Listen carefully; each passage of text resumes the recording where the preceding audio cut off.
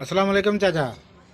वालेकुम सलाम। चाचा तव्हां पंहिंजी हक़ीक़त ॿुधायो जेको तव्हां गिरफ़्तार थी विया अरबी समुंड मां इंडिया में जेको क़ैद हुया केतिरो टाइम क़ैद हुआ ऐं जेको तफ़सील आहे उहो तव्हां ॿुधायो।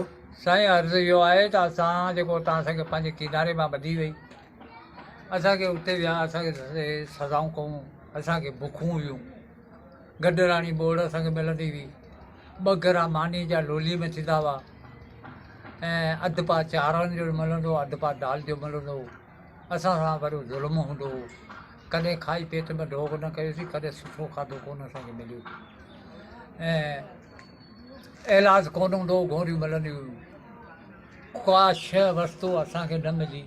पोइ मिड़ी बुख जो टाइम कढियोसीं बि, उतां खां 7 सालनि खां पोइ छुटायूं, हिते आहियूं। मुंहिंजो वाटू नालो आहे, ज़ात जो बाधिड़ो आहियां, ज़िलो ठटो आहे, पोस्ट बगान आहे, तालको केटी बनर।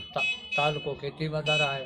मुंहिंजे घर में का रिहाइश न आहे, न खाधे जी न आहे, मुंहिंजा जजा बचा आहिनि, कारोबार मूंखां वियोलियो।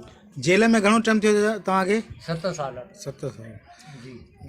7 सालनि अञा ताईं हुन जेल में ॿुधण में पियो अचे त काफ़ी पंहिंजा त सिंध जा माण्हू हुते बंद आहिनि, उन्हनि जो हक़ीक़त ॿुधायो। ओ काफ़ी वीचारा क़ैद में त काबू आहिनि, जिते सज़ाऊं वज़ाऊं कोन्हे, बेगुनाह पिया आहिनि, जंहिंजो को धड़ी साईं थिए कोन। जॾहिं पाकिस्तान सां माण्हू घुरे तॾहिं उहो छुटनि। उहे 70 माण्हू आहिनि, 86 जेल में पिया आहिनि, 70 माण्हू आहिनि।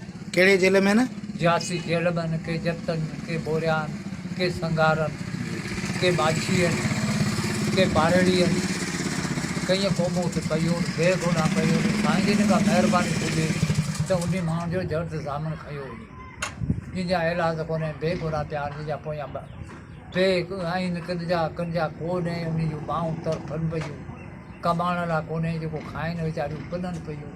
साईं जिन खां पुॼे त उन ते रहम करे उनखे छॾाए।